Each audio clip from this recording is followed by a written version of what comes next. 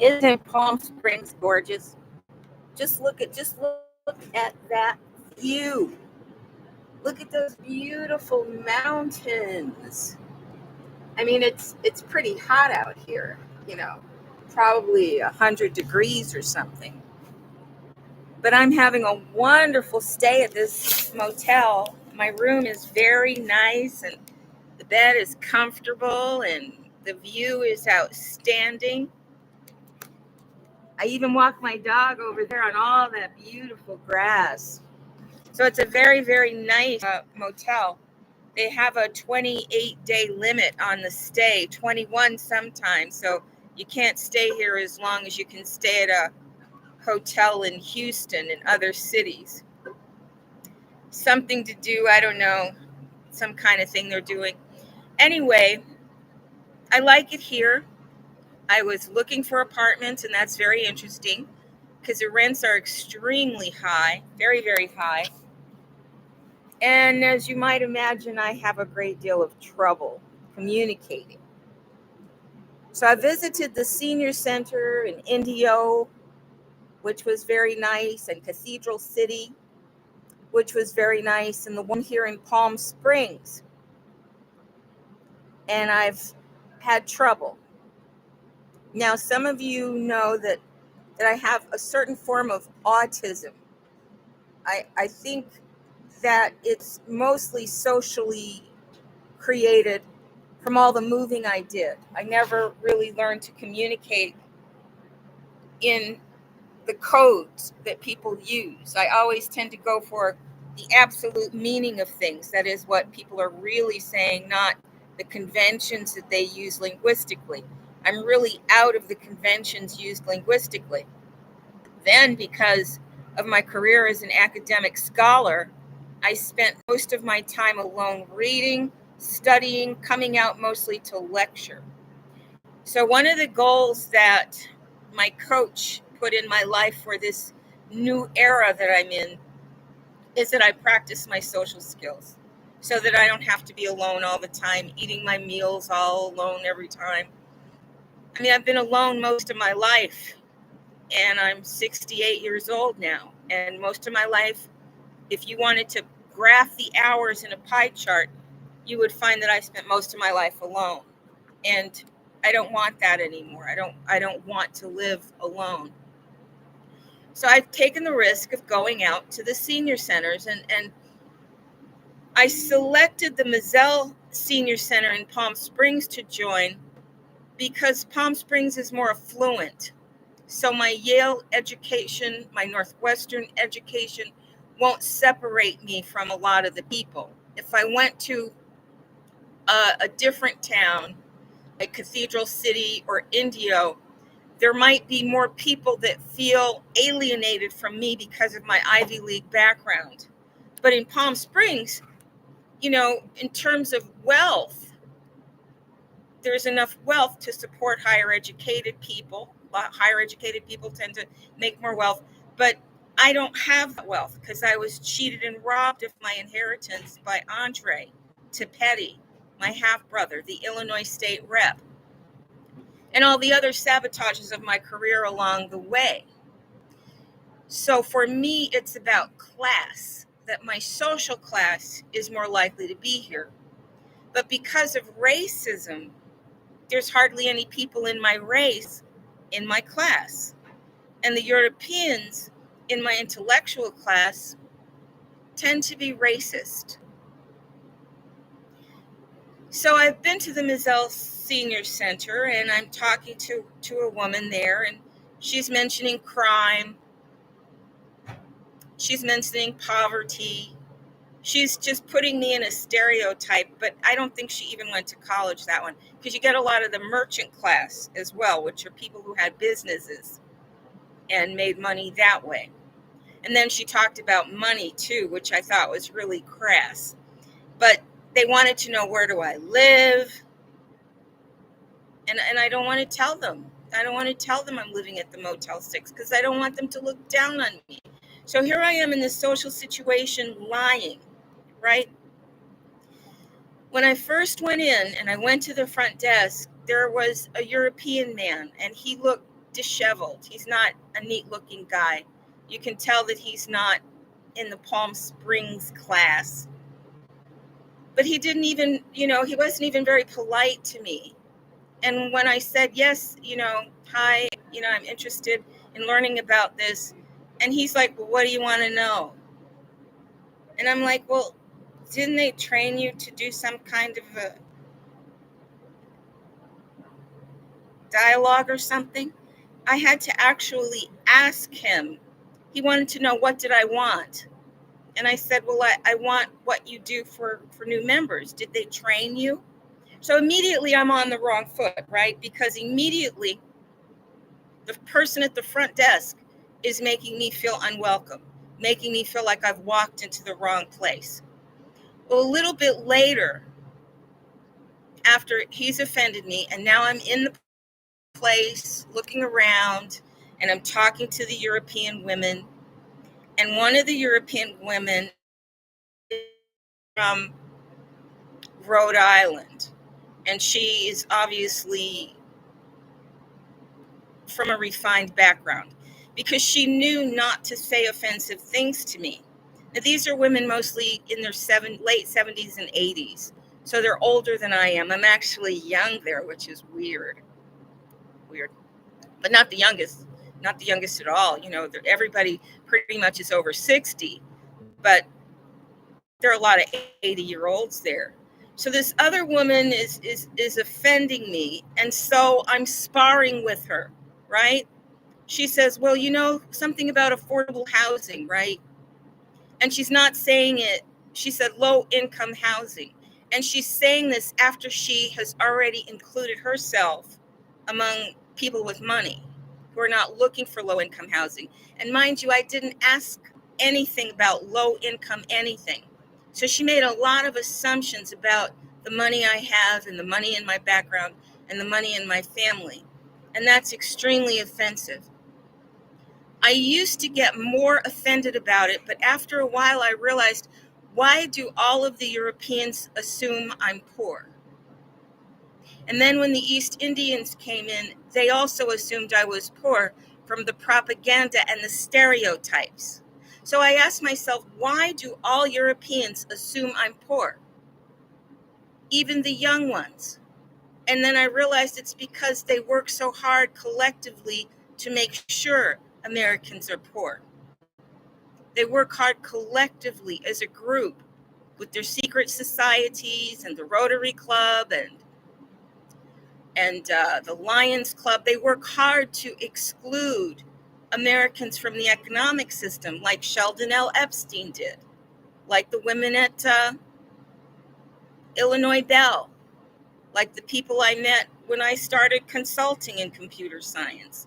They work together, so they know that you probably don't have much money because they made sure that you wouldn't have much money. But like, I'm getting triggered, right? Because racism is what I teach, what I study, and what I know the most about, because racism is why I'm living like I'm living. The only reason, not from any failure on my part to plan, or any failure on my part to work hard, or any failure on my part to achieve.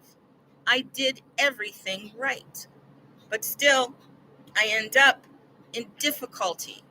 So she's triggering me, right? So I'm sparring, I'm doing my tap dance, I'm sending arrows back at her, but still keeping everything cordial, because we're old women. We know how to be catty without fighting.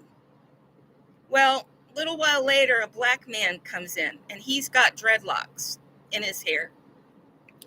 And he is very dismissive towards me. I can almost feel the hostility coming off of him. And I said, oh my God, he's the pet. He's the pet here. He's the Rottweiler. He's the Doberman Pinscher here. He's the black man that keeps the Americans in line, that makes sure that the black Americans are humiliated and kept low and not feeling welcome, because this man did not say 2 words to welcome me. Okay? Well, today I decided to join because I met enough nice women there to want to be there And it's the most likely place that I'm going to find people that won't be intimidated by my Ivy League education and my Northwestern University education and my years working as a computer systems programmer, systems analyst, consultant, and my years teaching college. I'm more likely to fit in socially here. So I decided to join the club. Now, yesterday, the guy told me a couple of days ago when I went there, the slow European man at the front desk who made me feel very uncomfortable. And actually, I actually had to ask him specifically for the introductory materials. He told me it costed $40, but it costed $35. $35 is the price, which is $10 more than Indio or Cathedral City. But I paid it, and you get lunch. Now, you can give money for lunch, but nobody did. And the lunch is provided by Riverside County. The county gives free lunch to the senior citizens who are members. But you can pay $3 if you're a member. They say $5 if you're not a member. And you're able to actually eat with other people sitting at a table. Well, this was one of my goals.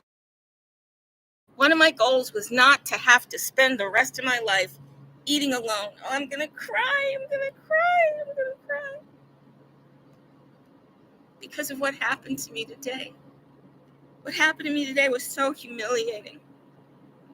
You see, my little dog, Einstein, also known as Foxy, my little dog is getting older. And lately he has been behaving not like a service dog. Lately he's been crying to go outside. It's like he can't get enough of going outside. It's as if he also had complex post-traumatic stress disorder.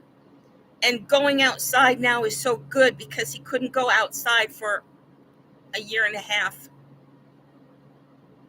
And he can finally go outside. So he is not acting like a trained animal much anymore. He's crying. He wants to get out of his little cage, little window open so he can see everything. But today during lunch, he got out of his cage. I went to go try to see if I could get another little piece of chicken for him because I accidentally ate all of mine. And his training is that he eats when I eat. I share with him that after he works as a service animal, accompanying me at the meal and staying in his little box, I give him part of what we got, okay? And that's our deal. So I was sort of in a fix. So I got up to go by the kitchen to ask, would there be another little piece of chicken for my dog, for my service animal? But while I left, he got out of his cage and he was walking across the room. So a very stern and angry European man came over and said, "You can't have that animal out like that." And then the European woman sitting at the table with me, who I've been talking to, she said, "Well, she said it's a service animal." I mean, she said it like that, like she was skeptical. And then the European man, the guard who had come over, he said, "They all say that." And so I'm like getting into a dilemma, right? And my autism starting to sink in. I'm like, oh my God, they're making a scene. They're making a hostile scene. I'm in trouble. I'm publicly in trouble. I've got this man standing over me telling me I'll have to eat outside. Now, there's nobody eating outside. And I said, well, he usually stays in his container. He's just be 14 next month, and he's just going through something, and I haven't adapted to his new behavior yet.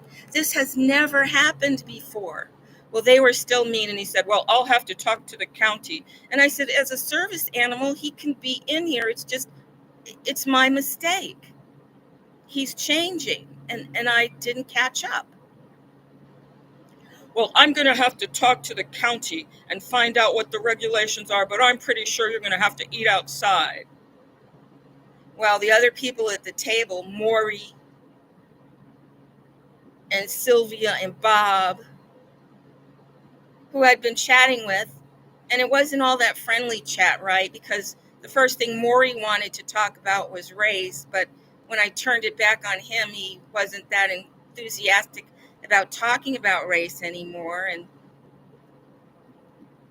they were triggering me left and right with racist kind of comments and things, but it was all very polite. It was all very polite, and I wasn't getting offended. I wasn't getting upset. I was, I was telling them about my name and listening to the stories about theirs and asking them about their favorite movies, and they liked 1940s musicals with dancing. They liked Fred Astaire. So I said, oh, whenever I think of Fred Astaire, I think of Michael Jackson, because Michael Jackson did those videos where he promoted Fred Astaire and danced with an image of Fred Astaire, and I always think of Michael Jackson. And so there was sort of little tension there at the table, but then the guard comes and humiliates me. Now I'm the criminal, right? So I don't get up and rush out or anything. I'd finished my meal, but I was sitting there talking. I had my service dog contained, and the man said he was going to talk to the county and find out what the rules were and get back to me, but he was pretty sure that I was going to have to eat outside by myself. I think there might have been a couple of people outside, but there weren't even very many tables set up outside. Well, the next thing I know, the black man with dreadlocks is coming in. And he's saying, you're going to have to leave. You're going to have to get out of here right now. Now, I don't remember everything he said because it's all in a cloud of trauma. All I know is that one man comes in and insists that I leave, and then another man follows. Now, let me remind you that most of the Europeans in the dining room, there were also Asians and other Black Americans, Black Indian Americans like me. A lot of them have dogs. I mean, these people love dogs.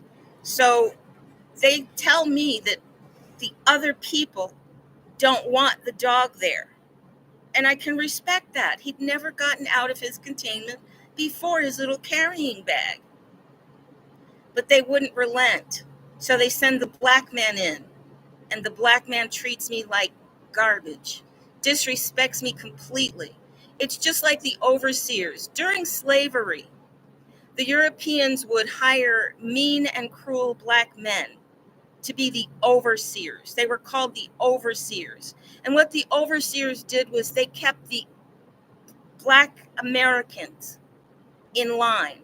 They kept them punished and afraid, humiliated and degraded.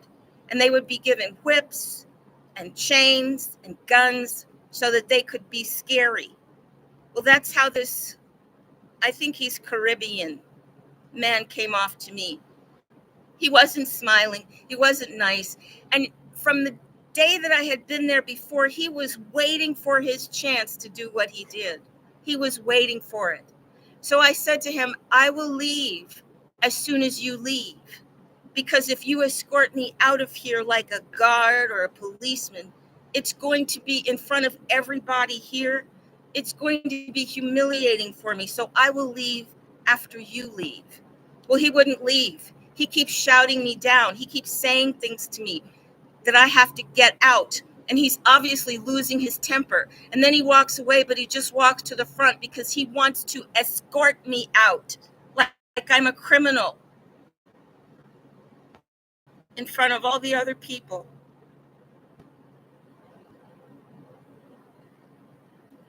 And some of them would have enjoyed it. They would have said, oh, we love it when they make sure that no Black Americans get in, because this free lunch is only for Europeans. Well, this guy, Ector Simpson is his name.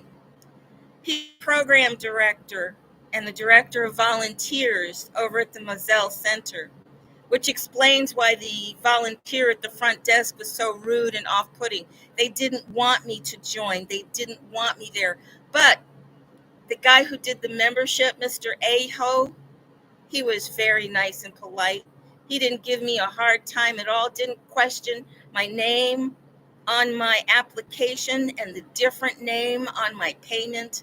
He didn't give me a hard time at all. He gave me my membership card all laminated with a lavalier to put around my neck, and it was just really nice. So I felt comfortable when I went into lunch.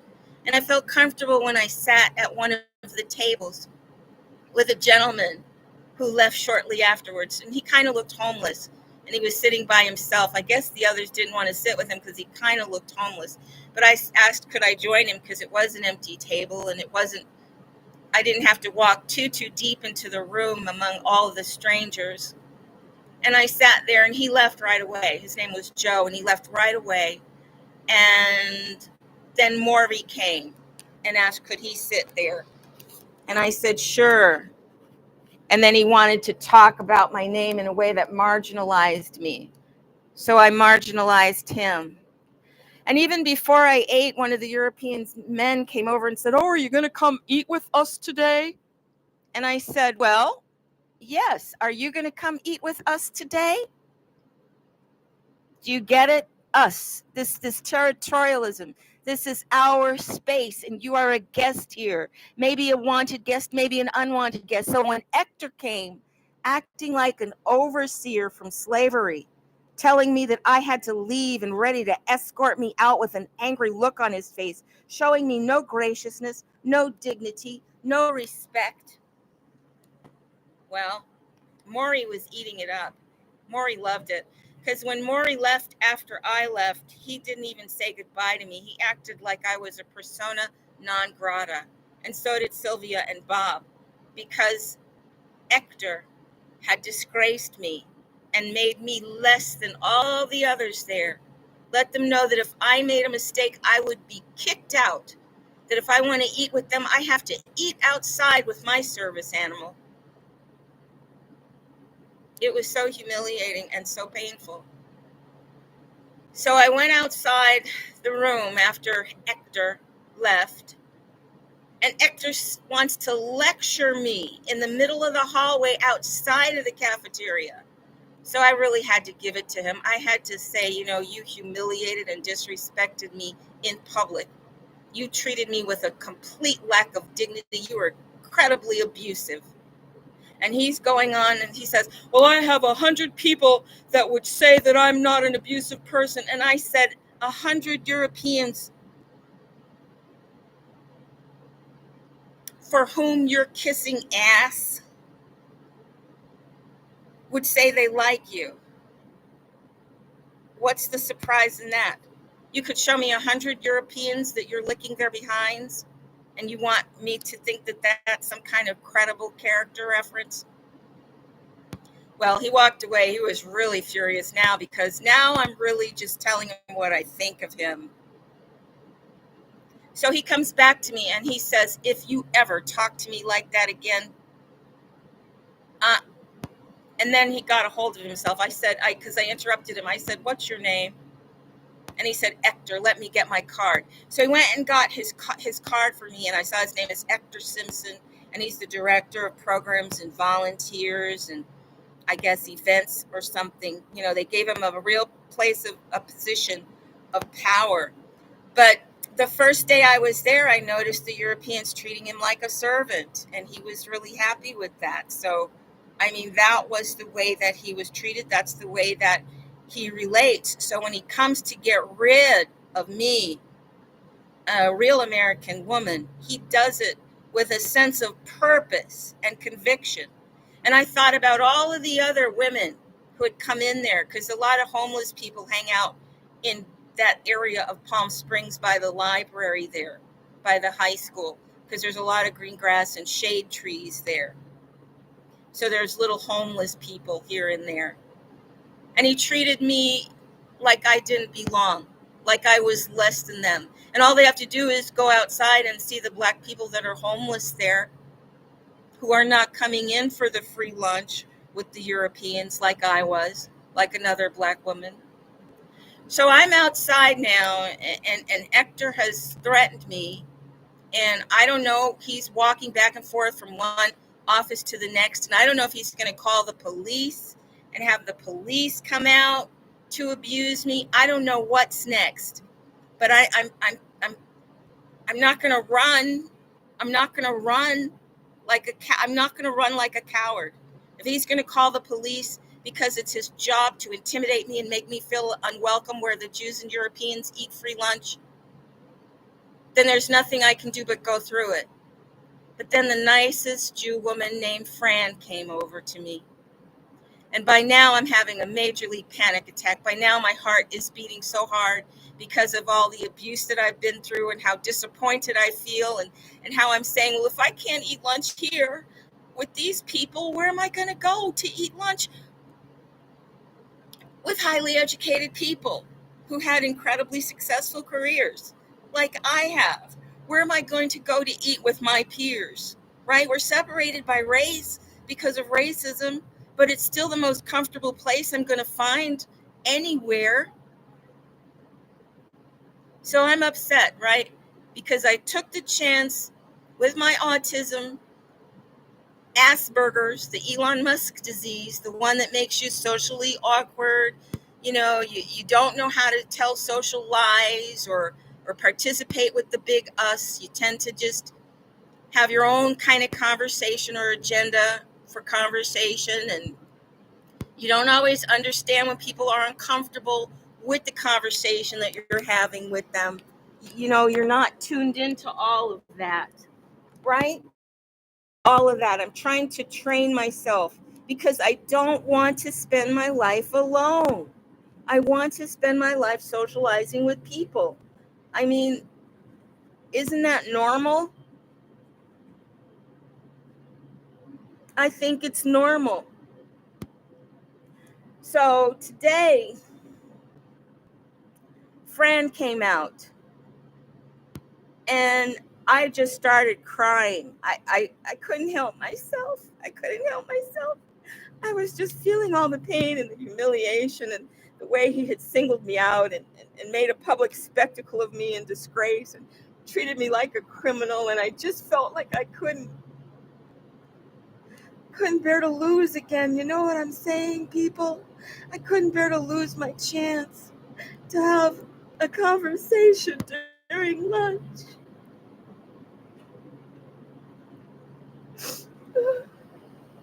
Anyway, Fran was so nice. When I told her that my heart was beating so fast and I was having an anxiety attack, she said, "Do you think you need to go to the hospital? They can call the ambulance." And I said, "No, I think I'll be all right." And then she started talking about the Black people that she's known and how kind she was to them. But I didn't let it trigger me. I just talked about nice Jews that I know. And it was all right. It was okay. And Fran was so nice and so kind. She even kissed me and hugged me, and she really made me feel better. She said, "Don't ever forget that you matter. You're important. Don't let them hurt you like this." And that made all the difference, That made me feel like, you know what? I can come back here. And some people care about me and my right to have company and enjoy a nice lunch. And some people understand that I couldn't help that my service dog is 14 and he's going through something he hasn't been through before.